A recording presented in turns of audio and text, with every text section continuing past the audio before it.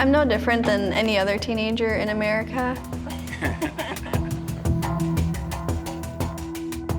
I love my family and my friends, my 2 dogs and my cat.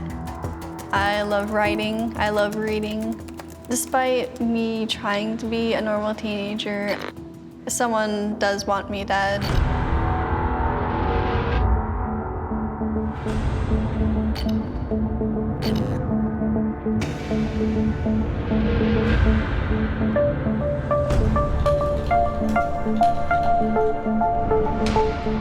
This is the picture of me, a description of me, where I lived, where I worked, that Mastermind 365 posted about me. On the Murder for Hire website? Yes. Hi, my name is Yura. We have hundreds of gang members, criminals, and people who love to kill for money.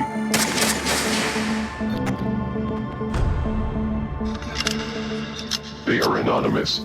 You are anonymous. So come and get rid of those nasty problems. This is deadly serious. This is talking about the murder of a human being. It definitely changed my life. I kept looking over my shoulder. I didn't know who I could trust.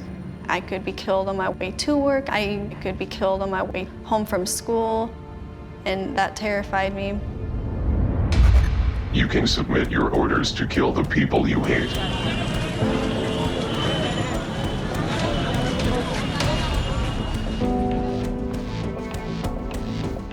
We've got some significant leads on who Yura might be.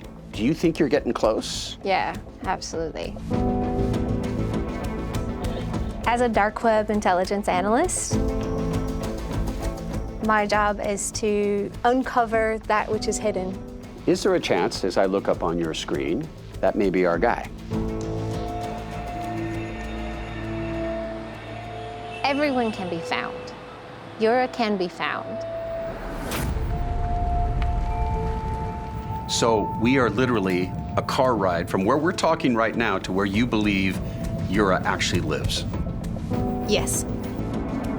We're gonna make a left at the next street. Go slower, go slower, go slower. Where's the house?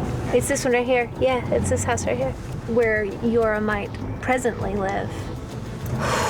Man, my heart is racing. That's simple. I'm alive. Go. Are you Yura? Stop recording right now.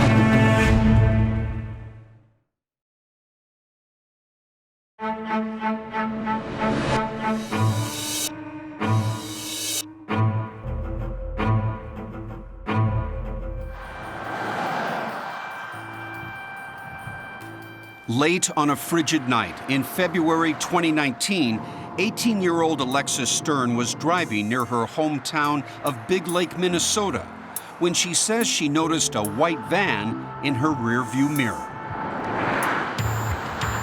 So we started driving around town, taking detours. But the van stuck with her. In a growing panic, she called authorities, who later located and spoke with the van's driver. He claimed he was lost. He didn't know where he was. You have no doubt you were being followed, right? Yeah. Alexis had every reason to be worried because of something that had happened just months earlier when, out of nowhere, the police had called her. We have to talk to you. It's dire and you need to come now. It's dire, he says. Yes, he said it was urgent. I had no idea what to expect. Did someone die? Is someone hurt? Like, am I in trouble? When Alexis arrived at the police station, she got stunning news. He was just like, I think you should sit down. Someone put a hit out on you and they want you dead. I was like, this is a joke, right? It was not a joke. On the dark web, someone using the alias Mastermind 365 had gone to a hitman for hire site and paid about $5,000 worth of Bitcoin for Alexis to be assassinated, giving chilling details. Where I lived, where I worked, a picture of me, a description of me, everything. FBI and Homeland Security agents soon got involved. Although many dark web sites are scams, Alexis knew someone out there wanted her dead. And that terrified me. Authorities promised to investigate. The aspiring horror book author had read about the dark web, a hidden online marketplace where criminality ranging from human trafficking to illegal weapons is advertised for sale, even murder. The more you start to dig, the darker it starts to get. It was in 2017 that 48 Hours first investigated dark web murder for hire. The next year, we exposed about 20 active murder plots. Police received a tip from the CBS News program 48 Hours. 48 Hours alerted law enforcement, leading to arrests in 2 states and 2 foreign countries. Our investigation also led us to this mysterious figure known as Yura, who has been operating hitman sites for about 5 years. We don't know his real name or location, but he sent us these video diaries. I am doing this video diary entry to give you official statements. Looking for criminals on the dark web is not for the faint of heart. For most of her career, this woman has lived in the shadows. I was a member of the intelligence community. Now, she's a CBS News consultant who we hired to help us look for Yura. What makes it challenging is this isn't your traditional law enforcement investigation where there's DNA and there's fingerprints and a weapon and a crime scene. Lisa, as we'll call her, has altered her appearance for this interview. In the world of the dark web, DNA is email addresses, usernames, passwords. Lisa analyzed Yura's writings. His English is very good. But she says the evidence suggests he is foreign-born and doesn't work alone. There's definitely some support. She says the murder-for-hire sites are all about making big money, and that she found millions of dollars of profits in an online account she believes is linked to Yura. Upwards of, I think, 5 million. Apparently, about $5,000 of those profits was allegedly paid to kill Alexis Stern. When her parents found out, they weren't taking any chances. You left Minnesota. Yes. We just started driving. It was scary. But who would want her dead? Alexis thought she knew. Back in 2016, she was a high school sophomore, struggling with her self-esteem. She was just 15 when a friend introduced her to an older man online. I ended up meeting a guy named Adrian. Adrian Fry. Yes, Adrian Fry. She was intrigued to learn that Adrian Fry lived in England. I was always partial to British accents, so I thought it was kind of a bonus. Adrian was 20. He said he was training to be an accountant and liked to stream video games online. His screen name, Rocket Wind. What is up, ladies and gentlemen? My name is Rocket Wind, and welcome to another Patch Notes. I wanted to have a boyfriend, and it was the perfect opportunity. In August of 2016, Fry flew to Minnesota and got a hotel room near her house. This is Adrian right here. Yes. Do your parents have any idea this is going on? No, they had no idea. The two began a relationship. Alexis had just turned 16. He was already pretty much talking about getting married, honestly. He was 100% set on being with me. Adrian Fry visited Alexis twice more, in the summer of 2017 and in the spring of 2018. She says her feelings were changing. He really started trying to control my normal everyday life. They had considered themselves a couple for about 2 years when Alexis told Adrian it was over. He freaked out. He did not like that at all. It was a lot of pleading, a lot of begging. A few months later, when she told him she had a new boyfriend, she says he became angry. Pretty much saying, you deserve everything horrible that happens to you. Do you sense that he's basically sending you a message? 100%. And what is that message? That it's not gonna end that great for me.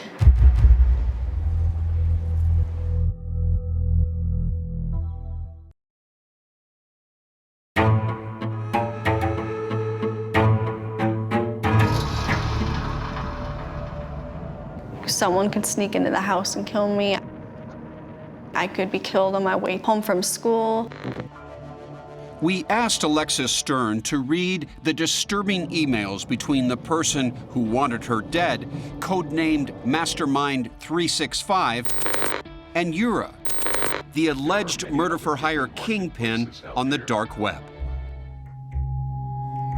I can see on your website that the services you offer are murder, assault, and arson. A kidnapping is the job that I had in mind. Mastermind 365 sent this picture of Alexis to Yura. Then, for some reason, about a week later, he upgraded his order from kidnapping to, I would just like this person dead. I would just like this person to be shot and killed. It was another cold and clinical Minnesota hit order that triggered our original dark web murder-for-hire investigation. In 2016, a 43-year-old dog trainer named Amy Allwine was killed in nearby Cottage Grove. Police questioned her husband, Stephen. We're a normal family. There's nothing unique, nothing strange. Like Mastermind 365, Stephen Allwine had paid Yura thousands of dollars to arrange a hit. When it didn't happen, Allwine took matters into his own hands and shot his wife in the head. In 2018, he was convicted of murder. Do you have any doubt in your mind who put out the contract on your life? I have no doubt in my mind that it is Adrian Fry. Adrian Fry, her ex-boyfriend from England. When she saw the kill order dated July 15th, she says the timing suddenly made sense to her. What had happened the day before, July 14th? That is when I told Adrian that I was dating someone else. And it wasn't just the timing of the hit order. She says it was the language, too. It sounds very British.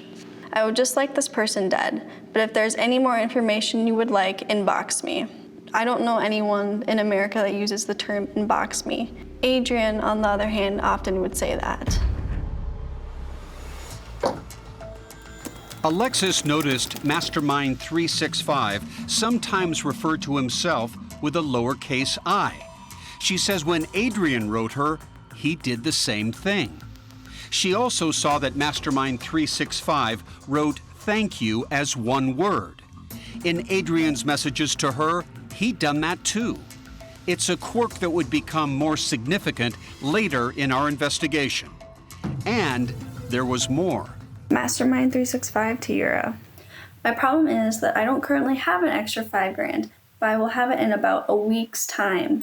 This part is from Adrian to me. If there is a chance you may like me in years' time, then I will happily wait. The phrases week's time and year's time are common in British English. In writing them, both Mastermind 365 and Adrian Fry had left off an apostrophe. So there's a couple of phrases that matches Adrian's patterns. Yes.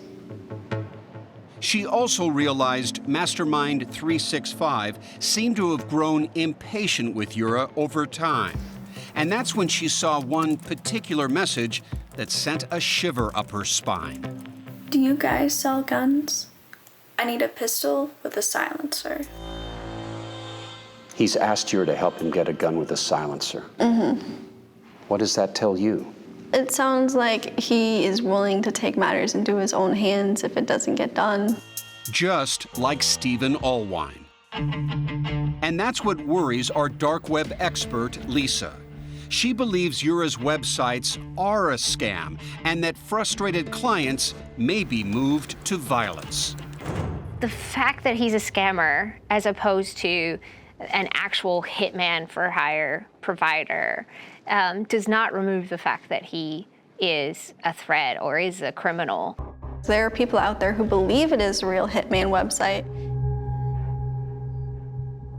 Alexis Stern says after more than a year with little apparent progress on her case, she became frustrated and agreed to try her luck with us. I decided I might as well take a chance and see what 48 hours can help me with. Give me a second. She is determined to see justice catch up to the man she says ordered her murder and the person who promised to arrange it. Lisa, we have always thought in our investigation that Ura must live overseas. Are we right? No, Peter. Ura might live right here in New York City.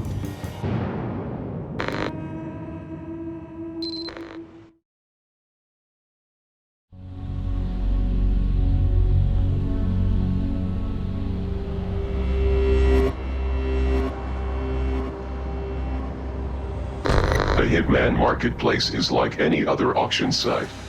It brings customers and vendors together. He's still out there somewhere, the cyber ghost Ura. Still uncatchable in a hidden world. Still a confounding mystery. Customers. It's probably no surprise that our global manhunt for Ura began on a computer. So I ventured into a very strange place. For the first time in my life, the dark web. In 2018, we wrote to him on his website asking for an interview. Much to our surprise, he agreed to sit down with us on camera in London. We were already there to interview a self-styled cybercrime researcher named Chris Montero, who'd been monitoring Ura and his hitman sites for more than 3 years. And sort of people attracted to the website are very, very nasty individuals. So we've flown from New York to London, rented this studio. You can see the lights behind me for the big interview. And we even brought in a master of disguise who's going to camouflage Ura's face. Now all we need is him.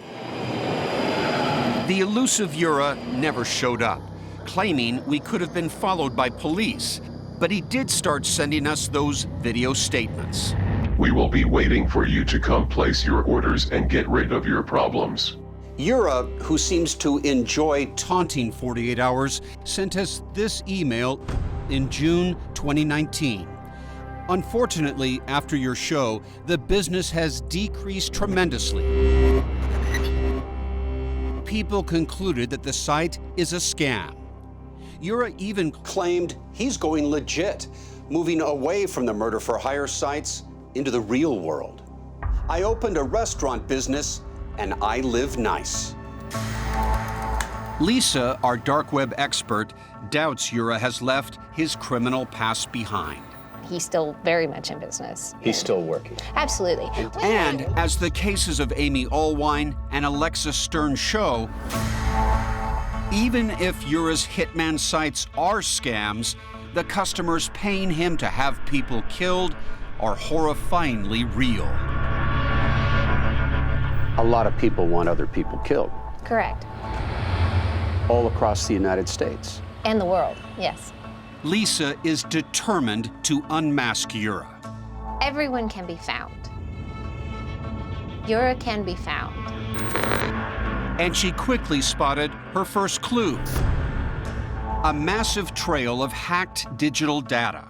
Digging through that treasure trove, Lisa believes she's unearthed a few gold nuggets. Hi, this is Ura again. Including Ura's likely password from one of his early murder-for-hire sites. In this case, we've got this very unique password of Frunza22. Frunza 22. So this sounds like a lead. From a digital forensics perspective, this is a huge lead. Lisa immediately launched a worldwide search across the dark web and the regular internet for that password possibly linked to Europe. In a matter of hours, she zeroed in on 2 hits from different sides of the planet. Just on the Google search, Frunza 22 actually led us to Moldova, of all places. The Republic of Moldova, a former Soviet state in Eastern Europe. There's a village here called Frunza. It's also a common last name. Frunza 22 gave us all this intelligence with which to work with and narrow down who Euro possibly could be. Lisa discovered that the online seller of this car in Moldova had also used Frunza 22. Could there be a link? The license plate for this car obviously gives us more information. Do you have an answer yet as to who owns this vehicle? Unfortunately, we do not. We're coordinating with people on the ground in Moldova to see who this car is actually registered to. But the most compelling clue, Lisa says, connects Yura's possible password to a standard email address here in the United States. I was able to identify that with a very high probability with an older Russian woman in New York. Lisa thinks the woman could be Yura's relative. The cyber search for Yura and his anonymous dark web connections will involve a tedious, time-consuming process of following digital breadcrumbs. One piece of evidence stands on its own, and you look at it as a breadcrumb and you try to chase that for a bit, and then you find another breadcrumb. And collectively, when you start to add all of these things up, you have a higher confidence assessment. I keep my identity private. Everything that could help with recognition. As our global hunt for Yura intensifies, we're reminded that his borderless reach from the bottom of the internet has left shattered lives in his wake. Amy Allwine, murdered. And others marked for death, living in perpetual fear. There are people around the world in danger, and I had to do something about it. What Chris Montero did was secretly hack into Yura's websites, dredging up disturbing emails from clients ordering grisly hits, and passing them on to 48 Hours. We immediately informed law enforcement. 3 cases we investigated in 2018 in Illinois, Tennessee, and California have led to explosive conclusions. Do you understand the terror that you have caused? Woodridge, Illinois. Tina Jones, a registered nurse, got involved with a married colleague. When he ended the affair, she allegedly paid Yura about $12,000 to kill the man's wife. 18 CF 899, Tina Jones. Miss Jones was present and approaching the bench. This was a nurse, someone who saves lives. Truth really is stranger than fiction. Woodridge Police Sergeant Daniel Murray, acting on the 48 Hours tip, brought a chillingly calm Tina Jones in for questioning. The easier it'll go for everybody involved. So I'm just going to ask you right now, did you make any threat or did you try to have somebody do something on your behalf to Jeff's wife? No. Okay, you sure about that? Yeah. Pause. You buying it? No. Why not? She just doesn't come off as believable. I really don't know. Okay. Moments later, the truth. But you got to tell me now. I did. You did? Yeah. Tina Jones just pleaded guilty to attempted first-degree murder in exchange. In August 2019, Tina Jones learned her fate. She will spend the next 10 years in prison. 418 Alpha Central. 48 Hours also tipped off Detective Michael Ulrey in Clarksville, Tennessee, who broke the news to then 22-year-old Sydney Minor. I got you. A single mom. Someone went on the dark web. There is a murder for hire website, and someone has paid to have you murdered. What? Sydney, who was pregnant with her second child, quickly identified the father of her unborn baby as a suspect, Brandon States. Sydney says he had pressured her to get an abortion. He's married. Didn't know it at the time. The only person in our mind was Brandon States. Because? Because it was his child, and she refused to get rid of the child. Brandon States eventually pleaded guilty to attempted premeditated murder. In March 2019, the Army specialist was sentenced by a military court to 15 years in Fort Leavenworth. By his final court hearing, Sydney had given birth to a little girl named Sailor. Brandon States asked to meet his daughter before going to prison. Sydney reluctantly agreed and handed the little girl to the man who had paid money to kill them both. Give me a sense of what was going through your mind at that moment. Fear. A lot of fear. She had to meet him in a courtroom with police officers and armed guards. I told him, I'll never forgive you for what you've done.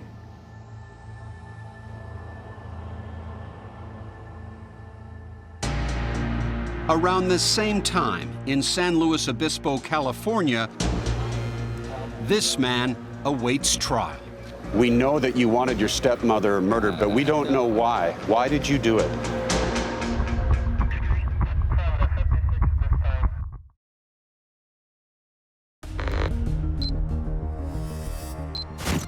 In late 2019, Bo Brigham, a one-time YouTube star, I never did it for the money.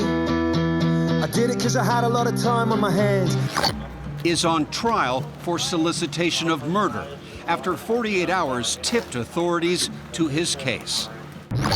In 2018, Brigham allegedly had paid Ura to arrange the assassination of his stepmother. During questioning by detectives, he seemed to acknowledge ordering the hit. I remember going on some stupid site, and then I was in a rage just sending a bunch of stuff. I do not deny he went to the site. I absolutely deny that he had any intention whatsoever of hurting his stepmother.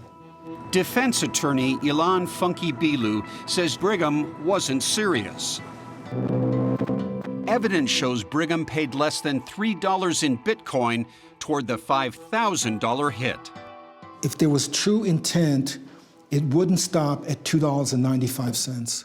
After nearly 3 weeks of testimony, it takes the jury 7 hours to find Brigham guilty of solicitation of murder. And a month later... So I just came out of the courtroom. He was sentenced to just 3 years in state prison. But with credit for time served, he was released in January 2020. Alexis Stern is frustrated that in her case, there hasn't even been an arrest. 48 Hours tracked her ex-boyfriend, Adrian Fry, to this house in the city of Bath, England. And we're watching the place. So far, he hasn't emerged. A hitman marketplace is like any other auction site.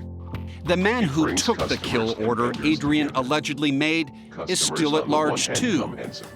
But Lisa says finding Ura may partly depend on exposing and flipping the people who work with him. Everyone has a network, right? We uncovered information about an important thread in Ura's web. A thread stretching all the way to the sprawling city of Kolkata, India, and a computer contractor named Santosh Sharma. Ura contracted Santosh Sharma to assist him with digital marketing and promotion of his. Ura had become so brazen, he actually was promoting his dark web sites on the regular internet by hiring a marketing specialist. Our producer in India, Arshad Zargar, spent weeks looking for Sharma. But we managed to track down both his addresses. We tipped authorities who summoned Sharma to the police station. After they questioned him, Sharma agreed to an interview with us. We asked him about the sites he created on the regular internet to advertise Yura's sites on the dark web. What are the websites then you created for him? I have created murderforhire.com, besamafia.com, hireahitman.com. He insisted he was just an everyday internet marketer, hired on a freelance job. Have you ever spoken to him? No. I just chat with him, chat and email. I have asked her phone number, he didn't send me. He said they're not in touch at all anymore, and that he doesn't know Yura's real name or location, but wishes he did, because Yura scammed him too. Yura still owes him about $400, and he has been trying to get in touch with him, asking for the money. Sharma was released without charges, but hacker Chris Montero says Yura's operations took a body blow. The work of 48 hours investigating Santosh Sharma in India, that was very important in shutting down his advertising operations. Lisa wants to see Yura shut down completely, and she believes she's getting close to finding him. And it'll be right up here, right on the right. I'm gonna drop my head down. My heart is racing. And we're closing in on Adrian Fry, too. He lives in this house west of London. Here we go, let's see what happens. Hey, good evening.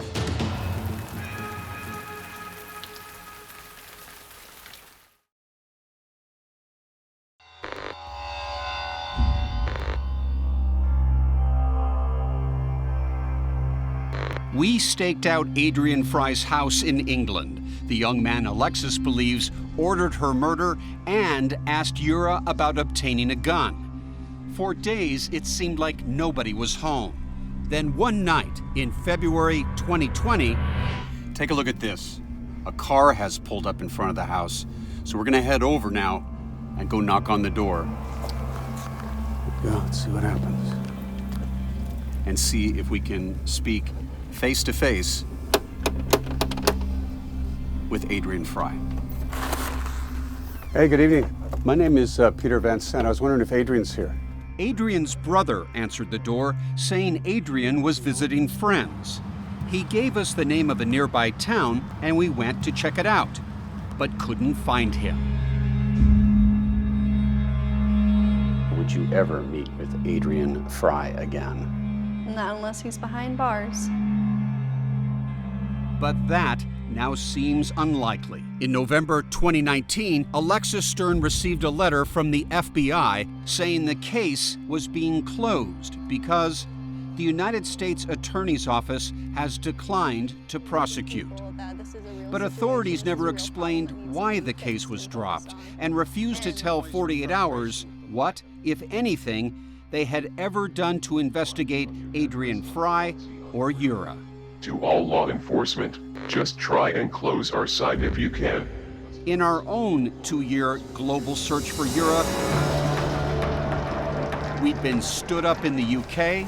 What did he say? I don't think he's coming. Found Yura's marketing guru in India. I have created murderforhire.com, besamafia.com. But not Yura himself. And hit a dead end with that car ad in Moldova, where we had hired a local researcher to track down the owners. Lisa now believes it's just a coincidence that Frunze 22 appeared in the car ad. There's no direct correlation. In January 2020, we followed Lisa's lead to a woman in New York City who Lisa now believes is Yura's mother-in-law. We've just left Manhattan. Where are we heading? Queens. Maybe we'll find Yura. I hope so. It took 3 months of digging through digital clues for Lisa to uncover what she calls strong evidence against the man she now believes is Yura. It includes a link to that unusual password, Frunze 22. And 48 Hours discovered an email address that included gun and killer, connected to the man Lisa found in New York City. It was enough to make me pause when I saw that email address. Lisa believes the man had moved to the U.S. from overseas in the 1990s and now owns a large repair business, registered some kind of tech company, and most recently bought a restaurant. I have high confidence that this man is very likely Yura. What's that confidence level if you put it in a percentage? 75 to 80, which is in intelligence terms quite high. Lisa says there's no such thing as 100% certainty on the secretive dark web. That's why we decided not to name the man or show his face. And we're in a position where we can take a look down a sidewalk and see if he approaches. We spotted him on a public sidewalk. That's him. Wow, go. Hey, how you doing? I'm Peter Van Sant with CBS News, and we have some questions we'd like to get answered if we may. That's him. Our investigation of murder for hire on the dark web has led us here, and I wanted to ask you, are you Yura? Who? Yura. I don't know who you're talking about. My name is Yura is a person who has run various murder for hire sites on the dark web. What are you talking about? Can you explain yourself? I then asked him about Frunza 22, that potentially incriminating password. How do you explain that on the Besa Mafia website, the administrator uses a password, Frunza 22? Lisa says to pay special attention to the man's reaction after I mentioned the password. The minute you hit him with the evidence, that is the key piece of evidence in this case. The password. He immediately then shuts down and starts going, no, no, no, no, I don't want to be here. He then did something I've never seen before. Before we start anything, I want to make sure the whole world knows what's going on. He started streaming our conversation live on Facebook, where he began speaking more to his followers than to me. What's up, guys? Something is going on. I got some guys over here. This in itself is taking control of the communication. He wants his words and his voice to be heard and not yours. You can answer my question. There's no Yuras here. We also tried to ask the man about another striking similarity between him and Yura in the real world.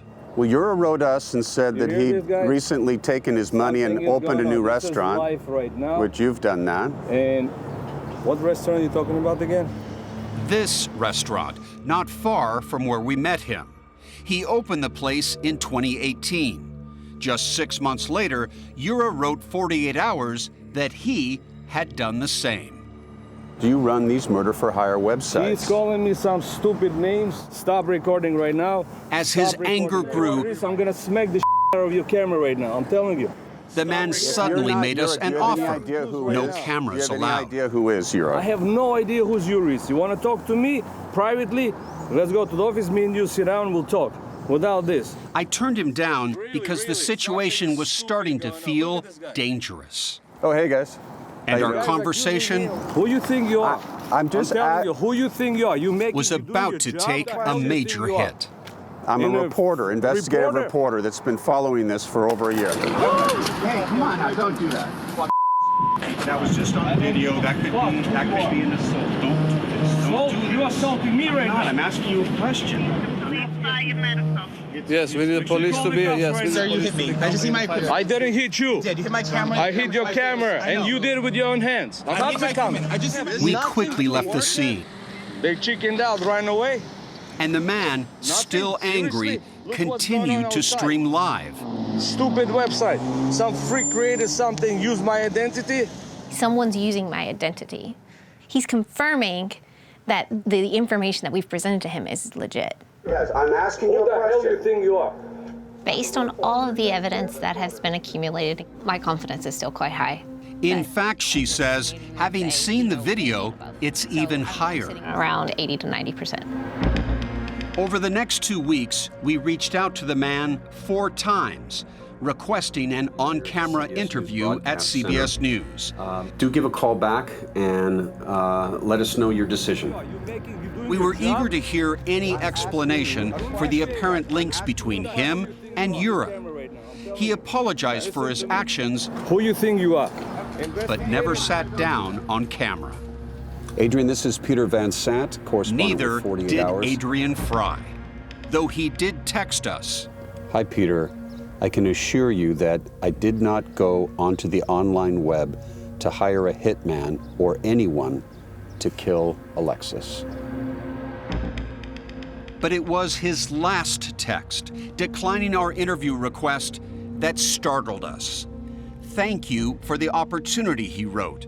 We realized that just like Mastermind 365, Adrian had once again written thank you as one word.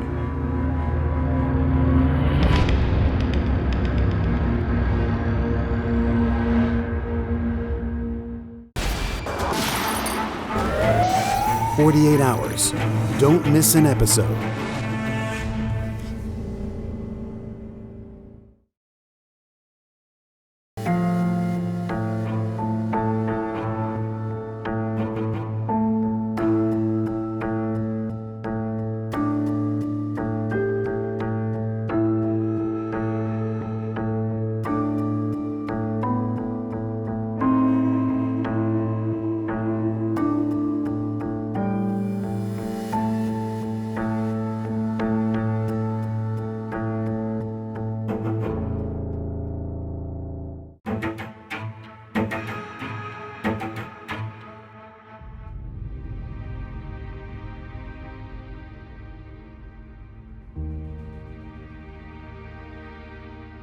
Not a day since I was 12 years old have I not thought about my sister, Danny.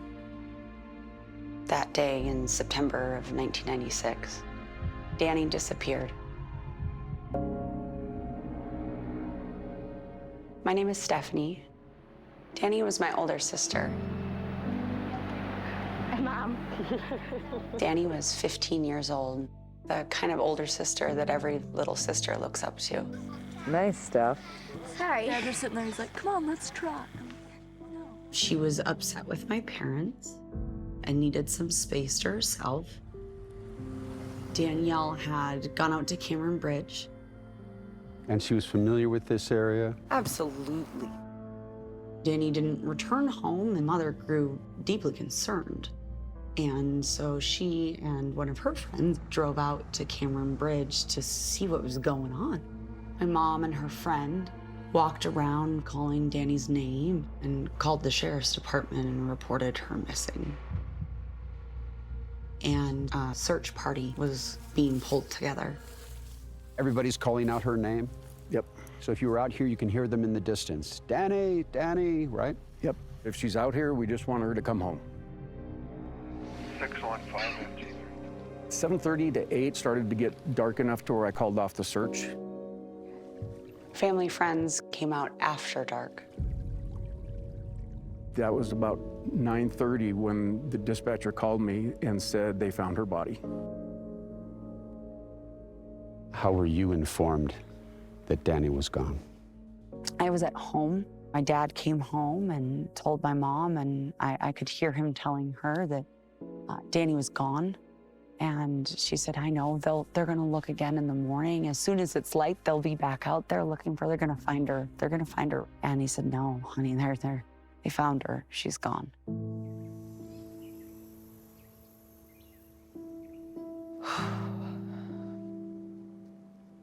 She was strong and she was brave. And she was everything I looked up to being.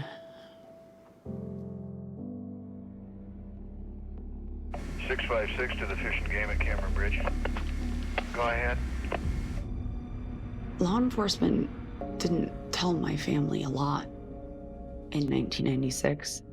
There was never a doubt in my mind that someone killed this 15-year-old girl. From the instant you saw her body? From the moment I saw her. 15-year-old girls don't die in the swamps at night. It took almost 30 years but I had to know. I spent 27 years on the Los Angeles Police Department, and when I retired, I moved here to Bozeman, Montana. What did you think of the original investigation into Danny's death? Oh, it was terrible. It was terrible. So I know where the body was. There is zero doubt in my mind that they lied to my family.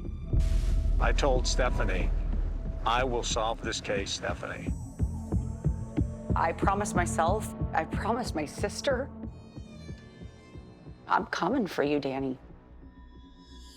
I never would have guessed how this ended.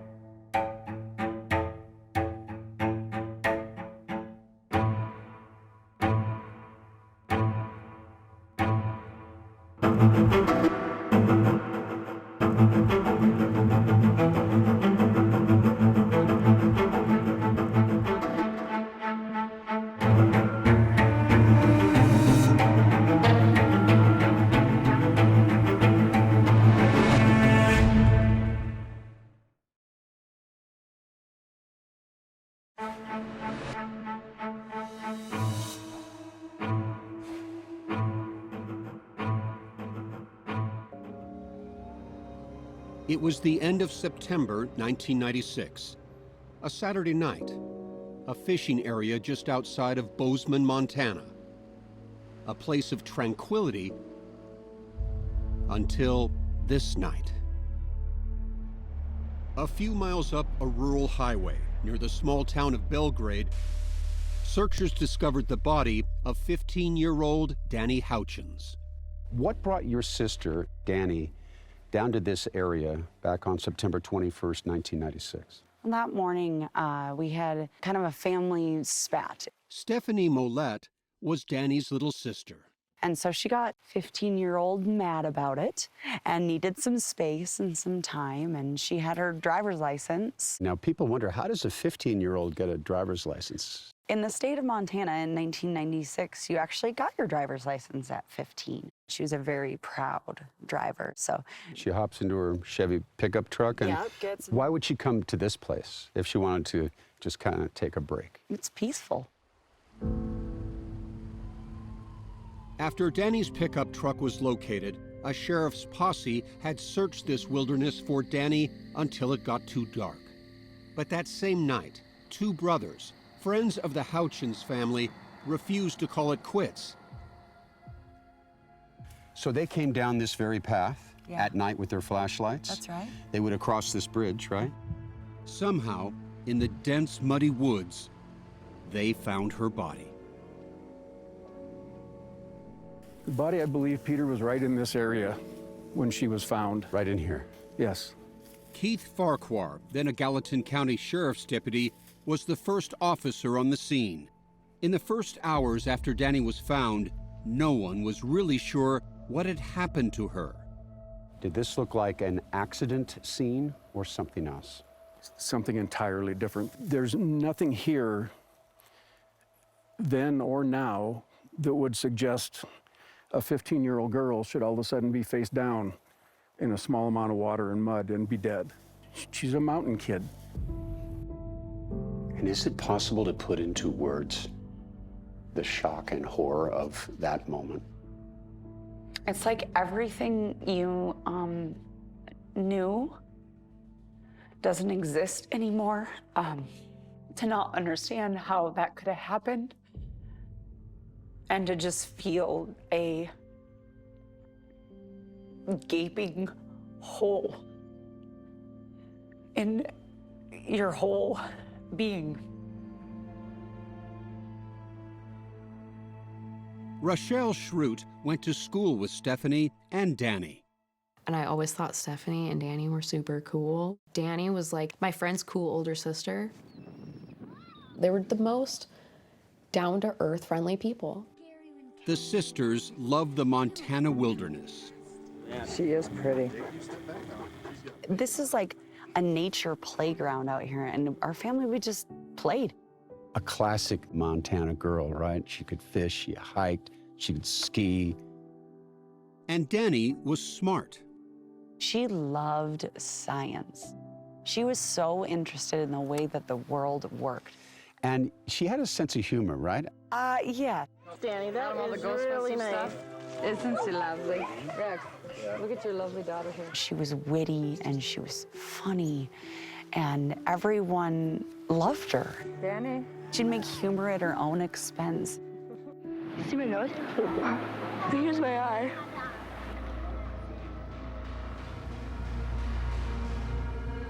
How quickly did word spread that Danny had been found and that she was dead? Oh, like wildfire. It was a lot of shock. You know, learning about Danny dying, it came in stages. You know, there were the rumors all of a sudden of somebody died. Initially, I had just heard somebody drowned. While Danny's family was awaiting an official cause of death, everyone, it seemed, from first responder Keith Farquhar to folks all over town, were speculating about what had happened. Small town Montana, if you haven't heard a rumor by 10 o'clock in the morning, you're going to start one. The rumors started flying of maybe it was a murder. And then we're all like, what? And if it was a murder, who would want to end this young girl's life? And was there a killer on the loose? It just was like this strange roller coaster of, should we be worried as a community? I think the rumor mill around Belgrade High School was ruthless. There was so much other speculation. I remember thinking, man, what if? What if? Just caused fear. I tried to be strong. Danny died on a Saturday, and I tried to go back to school on Monday. I thought that if I was strong, then it'd be easier for my parents. But within days, the family's grief would turn to heartbreaking shock when they heard the sheriff's department's jaw-dropping announcement about how Danny died. We just couldn't believe what they told us. It didn't make any sense.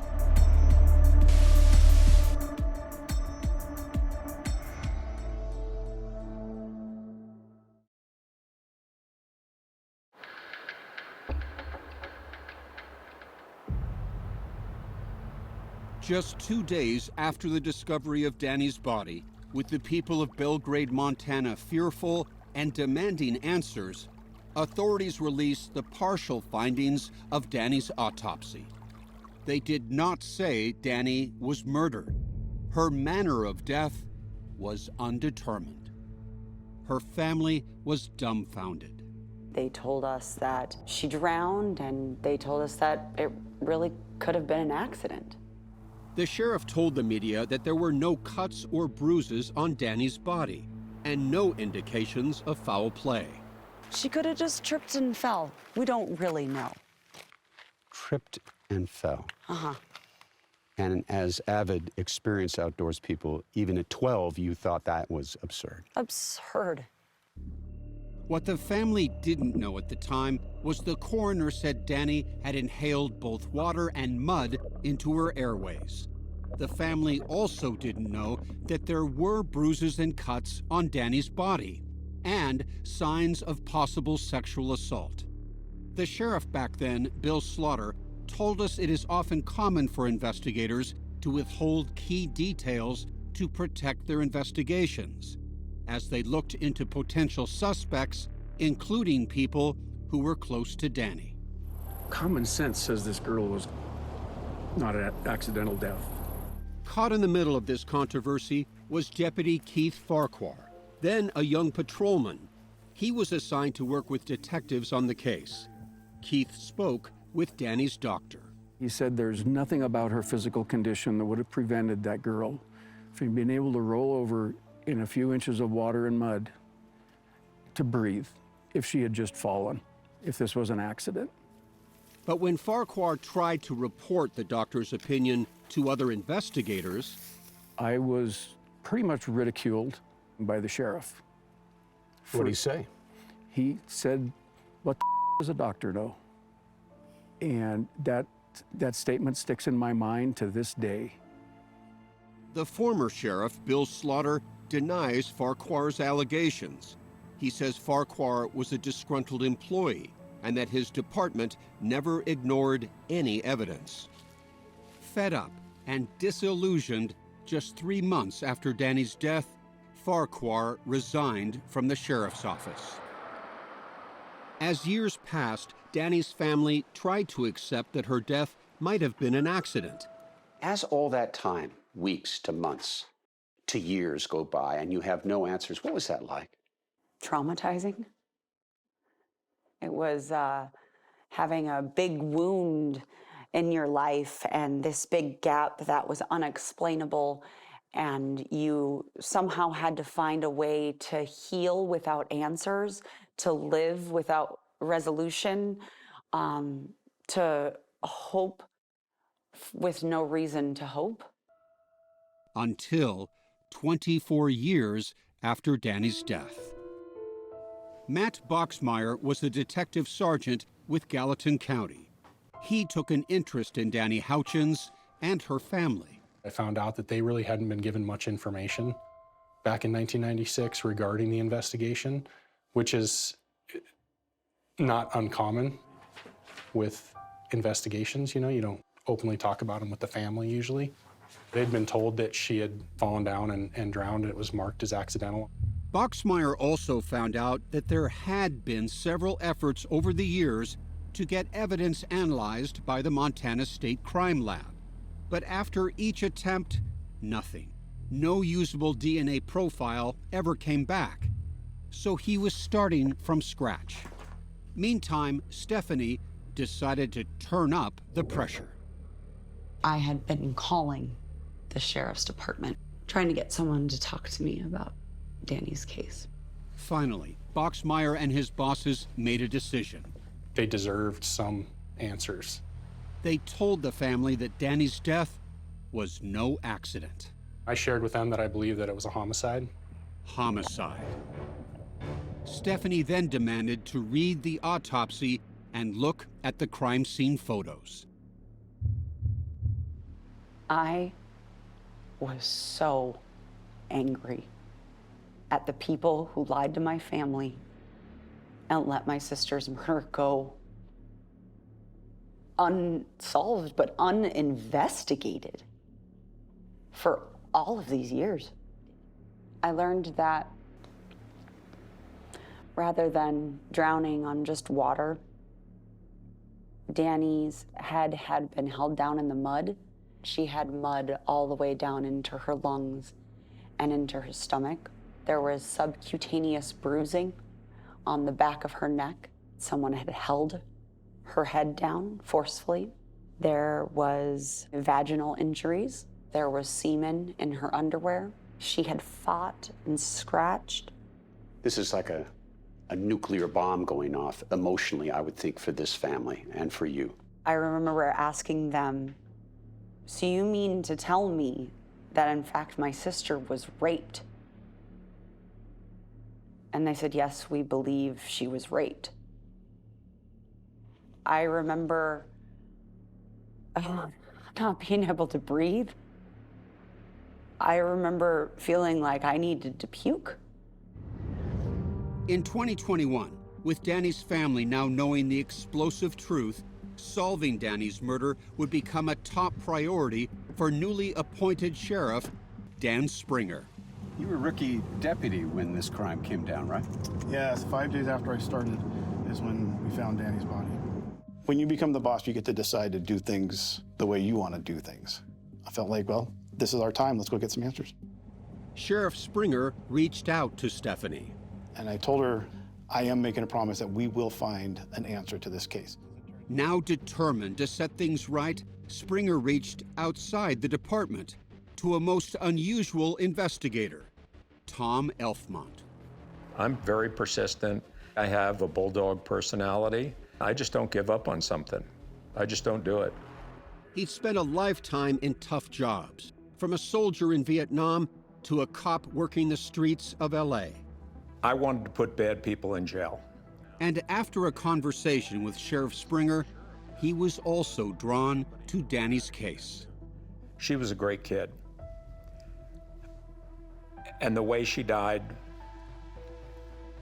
I get choked up about this a little bit, really, to this day, bothers me.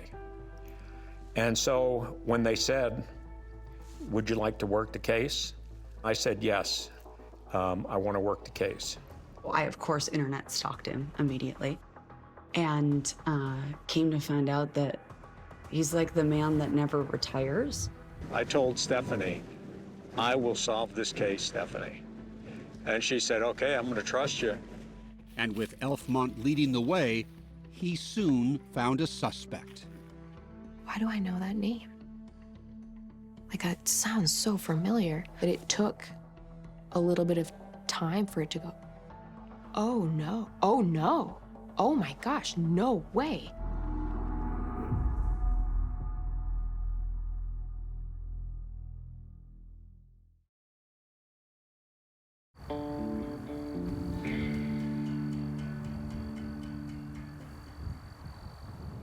Did you ever think, coming out here in the mountains outside Bozeman, Montana, that you'd be going back to work as a homicide investigator here? Never.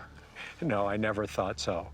By mid-2023, retired LAPD Captain Tom Elfmont was back to working full-time, committed to finding Danny Houchin's killer. The only reason I stayed in it was Danny. For Danny's sister, Stephanie, Elfmont's refreshing dedication, professionalism, and enthusiasm was what the case had always needed. What does Tom do?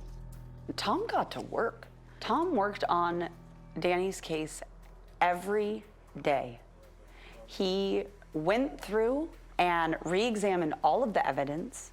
Elfmont had access to everything, including a list of potential suspects from the old case file and that previously tested clothing that Danny had been wearing when she was found. He, most importantly, made sure that DNA got tested. Elfmont asked the Montana State Crime Lab to use their newest technology to retest the semen on Danny's underwear. At last, a breakthrough, a partial DNA profile. But there were no matches to names in the case file. And when Elfmont compared it to CODIS, the vast federal digital repository of DNA samples from convicted felons, we didn't get any hits. But Elfmont was undeterred and decided to go a less conventional route. He turned to genetic genealogy, an investigative genealogist, Cece Moore. Since I started working with law enforcement in 2018, I've been able to help solve over 325 cases. Moore is an expert at building out family trees from DNA samples, using information from popular genealogy websites, bringing cold cases back to life. But to solve this case, Moore needed a special type of DNA profile. Problem was, they didn't have enough DNA from that semen. We have to start from scratch, which means there has to be remaining biological evidence for us to go back and retest using more advanced technology. Elfmont did have more evidence for retesting. 4 male hairs that had been found on Danny, which had been perfectly preserved for 27 years. They had never yielded any usable DNA because they were rootless hairs without any skin cells. But Elfmont asked around and connected with Australia Forensics, a state-of-the-art private lab that's at the forefront of extracting DNA from previously unattainable genetic matter. As if there wasn't enough drama in this case, the first 2 hairs Australia tested produced nothing usable. So the last 2 hairs are examined. Are they able to get a profile? Yes, in the last hair. Oh, I was so excited. It was a critical breakthrough. Elfmont got permission from a judge to compare this enhanced DNA profile to samples in popular genealogy databases, where people voluntarily submit their DNA profiles. By spring 2024, Cece had what she needed to get to work. I'm looking for patterns, commonalities, overlaps, eventually common ancestors. Moore was able to identify the great-grandparents on both sides of the suspect's family tree. She then found one marriage that proved decisive, The couple that I finally zeroed in on, they had a lot of children. including 3 sons. Moore felt like she had to be close, but there was a problem. What was really confounding was that everybody lived in New Hampshire.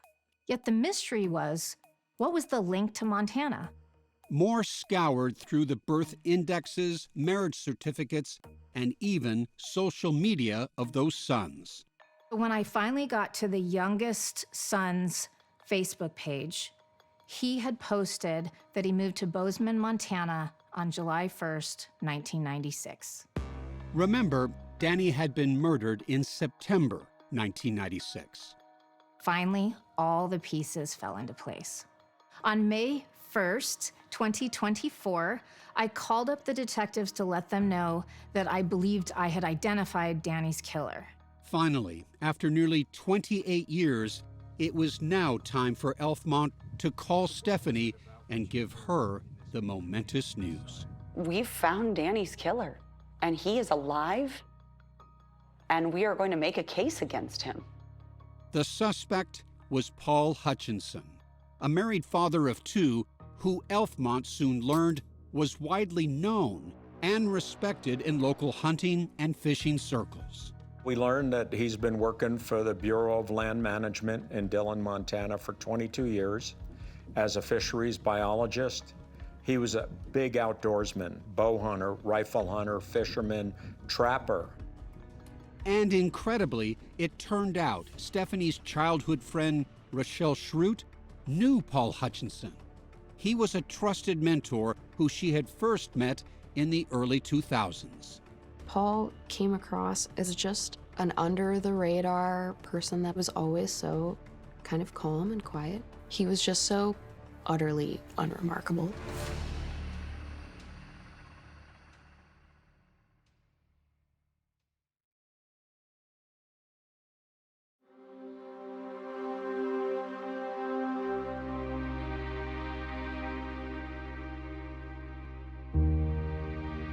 Stephanie Mollett had spent years dreaming of the day someone would be held responsible for her sister's murder. That day, that dream, seemed to be finally coming true. It was the moment at which I knew that everything I had put into my fight for my sister had been worth it. Back in September 1996, suspect Paul Hutchinson was 27 years old. He had served in the Marine Corps, then moved to Bozeman to study at Montana State University, just 13 miles from where Danny's body was discovered. When he was at Montana State, he had a work-study. He worked for the Fish and Wildlife Service, which would have put him on the waterways around Belgrade. Where on September 21st, 1996, Danny ended up on a hike. That's correct. Do you think your sister Danny knew Paul Hutchinson? No. Paul Hutchinson was a stranger to Danny. There's no way that she would have known him. But many people in the area did know Hutchinson through his passion for hunting and fishing and high-profile government job. He just was like this respected source of information in the hunting and fishing space. Rochelle knew Hutchinson for years. She's an expert hunter and former Yellowstone park guide, and is now the hunt and fish editor for GearJunkie.com. I think I would have considered him a friend. You know, if we were doing some sort of hunt camp, I would have not even thought twice about inviting him. Rochelle says she never once questioned Hutchinson's integrity. Even when she went on fishing trips with him, just the 2 of them, out in the middle of nowhere. I've always trusted my gut instinct when it comes to people, especially men. I never had any feeling that he was unsafe. Though she hadn't seen Hutchinson in years, Rochelle kept up with him online. He would often post on message boards about hunting trips he had taken across the country. Paul was super active in the hunting community. It seemed like he was constantly hunting, always sharing where he was headed or where he just got back from. Hutchinson had no criminal record. By all accounts, he had been leading a quiet existence since 1996. And what did you know about his family life? Well, we knew that he had a wife and a daughter and a son. And he lived just a few hours away. And Dillon, Montana, how far is that from Bozeman? 140 miles. Elfmont knew he couldn't make an arrest until he got Hutchinson's DNA, which he was working out how to get. In the meantime, Montana law did allow Elfmont to talk to Hutchinson with some conditions. It just basically has to be in a public area where he can walk away anytime he wants to. So on July 23rd, 2024, Elfmont and another detective drove down to Hutchinson's office at the Bureau of Land Management in Dillon, Montana, with a body camera rolling. We saw Paul come in and get out of his pickup, and then we started walking up, and I got up about 10 feet from Paul, and I said, Hey, Paul. How you doing? Good. Good. My name's Tom Elfmont. I'm with the Gallatin County Sheriff's Office. Hey, guys. They came ready with a clever excuse for why they wanted to speak with Hutchinson, hoping it wouldn't raise his suspicions.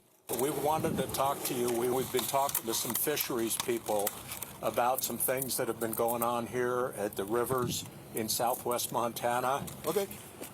I explained to him that we're investigating some cases up and down the rivers, and so we want to talk to people that are experts. Right at the start, they caught a break, thanks to an unusually scorching hot day. It was 98 that day in Dillon.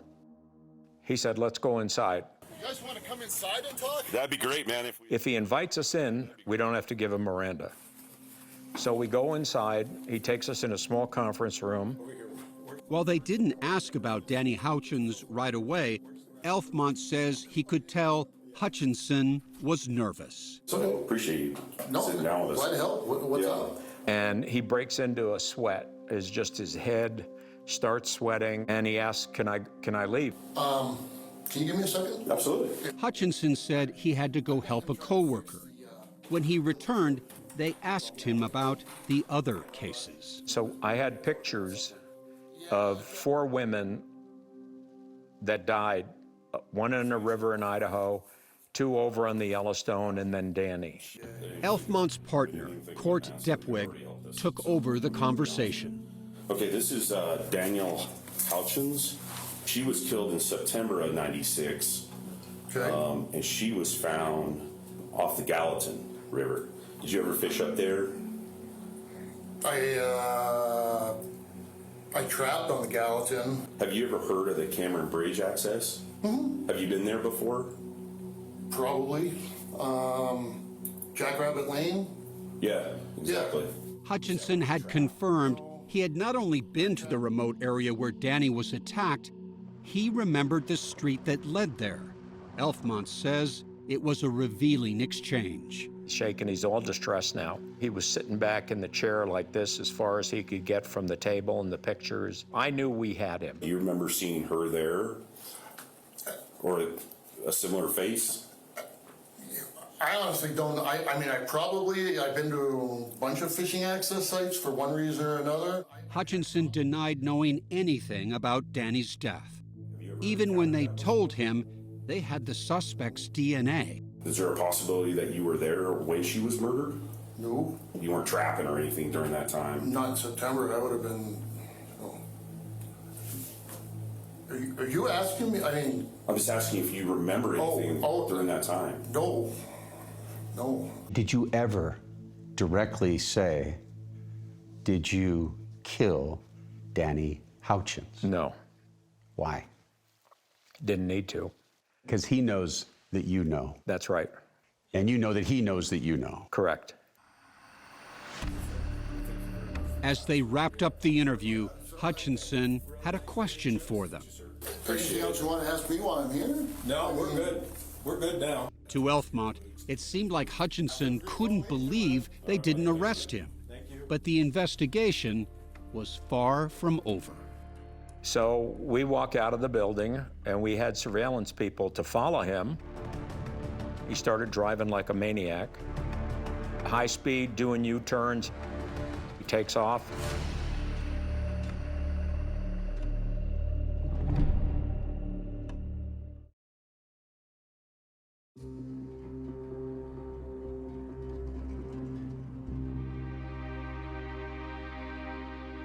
With the possibility of an arrest of her sister's killer, Stephanie began imagining what justice would look like for Paul Hutchinson. I was preparing myself for the next 3 to 5 years of a court battle, to staring him down, to being present every day in that courtroom. But what Stephanie could never prepare herself for was the startling phone call she got from Tom Elfmont just 12 hours after he had interviewed Hutchinson. So I called Stephanie, and I said, Stephanie, he's dead. He killed himself.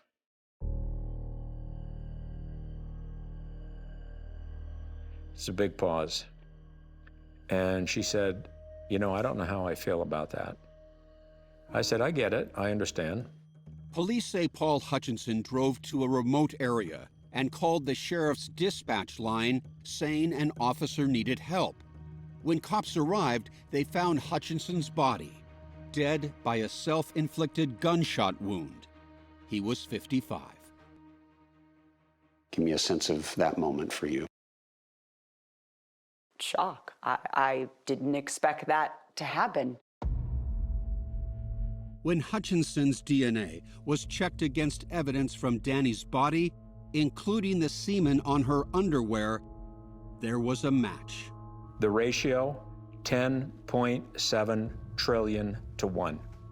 So he was the guy. This case is solved. 100%. Stephanie's friend Rochelle, who had considered Hutchinson a mentor, learned what happened as she watched the sheriff's news conference. I am gutted. I've known him most of my life. Like, it makes me mad to know him. How dare you? At the news conference, Stephanie thanked the current sheriff's team. I'd like to express my family's gratitude to Tom Elfmont for overcoming every roadblock. To Dan Springer, thank you for being a man of your word. And then she did what no one there expected. She unleashed years of pent-up anger. The sheriff lied to my parents, bold-faced lied and betrayed the trust of shocked and grieving parents. Those institutions failed my sister, failed my family, and failed this community. I asked Sheriff Springer about Stephanie's allegations that the sheriff's department for years had lied to her family. If what they say is true, were they lied to? I don't know what they said, to be honest. What the parents said is that they were told that their daughter did not have any injuries. If what they are saying is true, were they lied to? Of course. I mean, I think the reports speak for themselves. There were marks on her body. And if that's what they were told, then that's not the truth. We reached out to the man who was sheriff in office back in 1996, Bill Slaughter, now retired. Slaughter admits withholding some information from Danny's family, but claims he never lied to them, despite the fact he told the local newspaper in 1996 that there was no indication of foul play.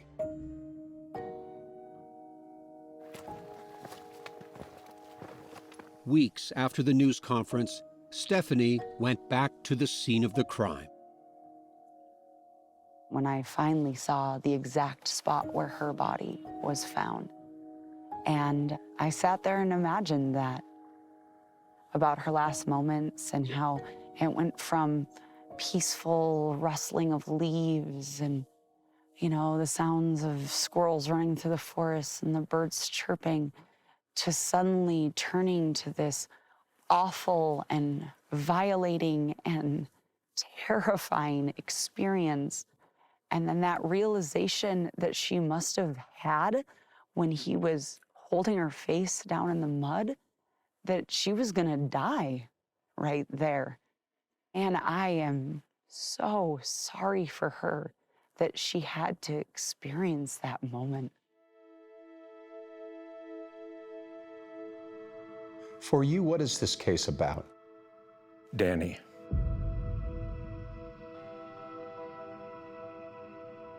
It's about Danny. I would wake up at night and I would say, middle of the night, 3 o'clock in the morning, and I'd say, Danny, I got you. And it's about Danny. In the aftermath of Hutchison's death, there were so many questions unanswered. Perhaps the most troubling, says Elfmont, were there other victims? Oh, I think there's a good possibility, yeah. I think that anyone who is able to rape and murder a young girl and then get away with it for almost 28 years had plenty of chances to do it again. Stephanie is now trying to make changes in how Montana funds and supervises law enforcement so that cases like Danny's don't fall by the wayside. On the table, I have what was in Danny's pocket when she died, and then her driver's license, which she was really proud of having.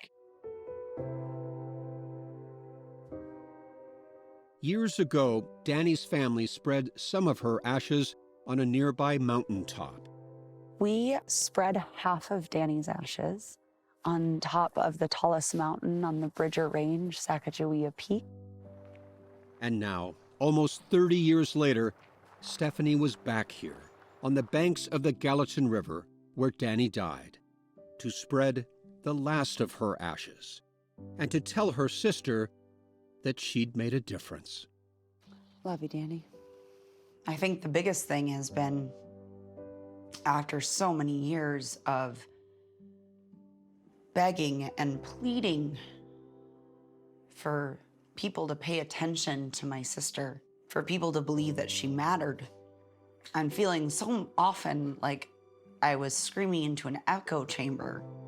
Now, suddenly, she matters to everyone all over again.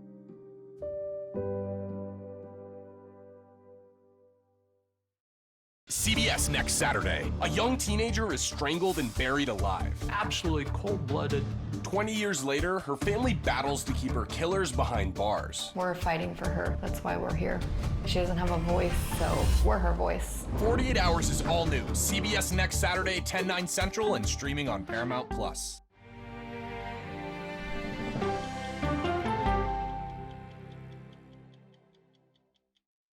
Real people, real crimes, real life drama. Brian Brimminger was a typical Marine, that kind of an all-American kind of persona. He was assigned to a color guard in Washington, D.C. There's pictures of him in the White House with President George W. Bush. From the outside looking in, it seemed like Brian Brimminger had everything going for him. In 2011, after having served 7 years in the Marine Corps, Brian Brimminger leaves the Marines. He decides to go to Panama. And his plan is to decompress, take some time off. My sister was deeply in love with the man named Brian Brimminger. All she wanted was to be with him and love him. They were so madly in love. I think she was very proud of him because he was a Marine. She used to say things like, I'm with a Marine. Yvonne went down to Panama with Brian to start a new life. That's where Yvonne wanted to be. It was perfect. I am Michelle Valenzuela, and my sister is Yvonne Baldelli. She likes to karaoke. She likes to dance.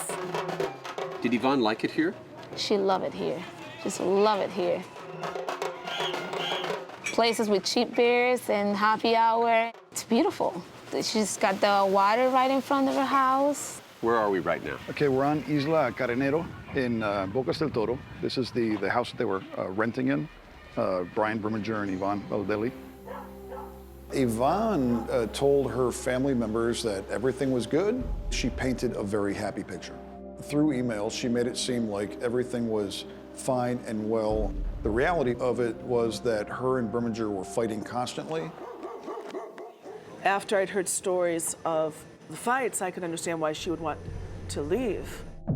She fell off the radar screen. She just went away one day. Her emails stopped, her communication stopped. Everybody lost contact with her. There's no immigration records that indicates that she left Panama. There's no book for this. There's no book for dummies on what to do when your sister has gone missing. Carenero from the outside appears to be a tropical paradise, but it's a swampy hell. I call it Devil's Island because some terrible things took place on that island. Brian Brimminger has done nothing, zero, to help with the search for Yvonne. We are in Central America, in some jungle, in some swamp, looking for Yvonne. That through the middle is really deep. This is unbelievable. What no one knew is that Brian Brimminger had a secret. He was living a double life. Brian Brimminger moved to California, hooked up with Kristen Werkhoven, and they got married. Kristen worked at the White House, and that's where she and Brian met. And his life is going on like normal, and our life will never be the same. What did you do to her, Brian? We knew that there had been foul play. We knew he was the last one to see her alive. Brian's coming out with his golf clubs. Let's go, guys. And this is what I know. Okay, you rolling? Let's go. My sister went down to Panama with Brian. Brian returned and my sister didn't. Brian Brimminger was exceptionally arrogant. But what he didn't account for was this family's fervor to find what happened to their daughter and their sister. Brian, Peter Van Sant with CBS News. We'd like to ask a couple questions. It's an easy thing to tell the truth. He told a lot of lies. That's what led to his demise.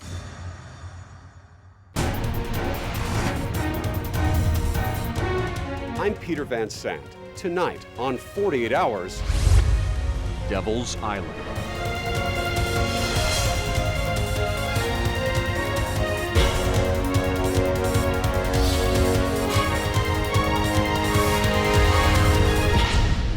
"48 Hours" will be back in 90 seconds.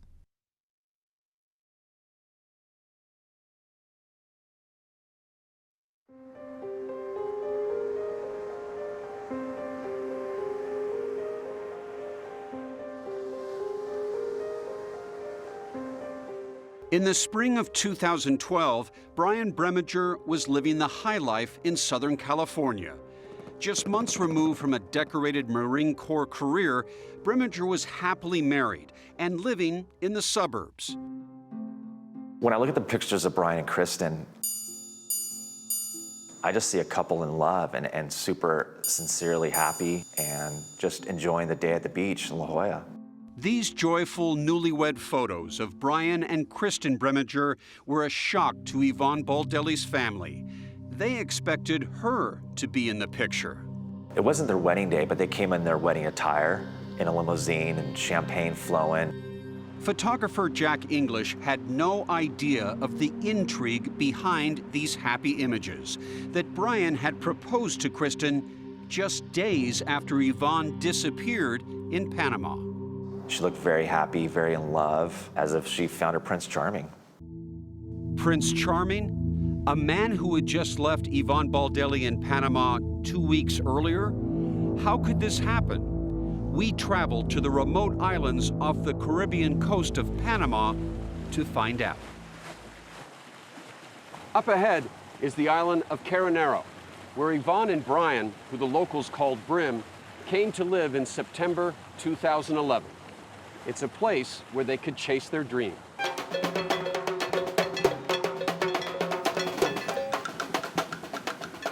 Why did they decide to go to Panama? She liked the fact that they could live on the beach, you know, pretty reasonably priced down there.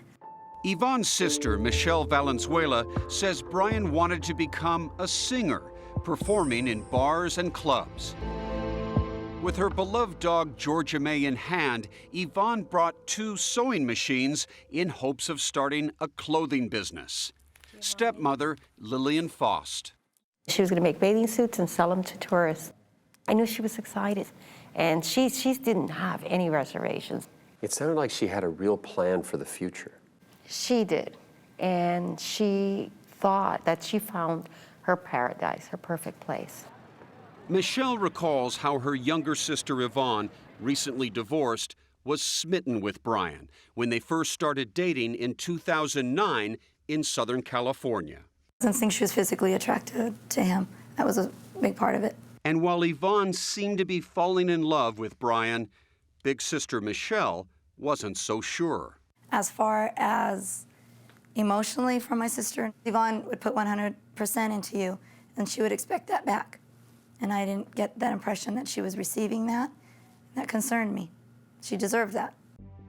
After Yvonne was laid off from her management job with Procter & Gamble and Brian ended his career in the Marines, the two decided to make a fresh start and reinvent themselves in Panama, settling in this house. They quickly fell in with the local expats. Did you think they were in love?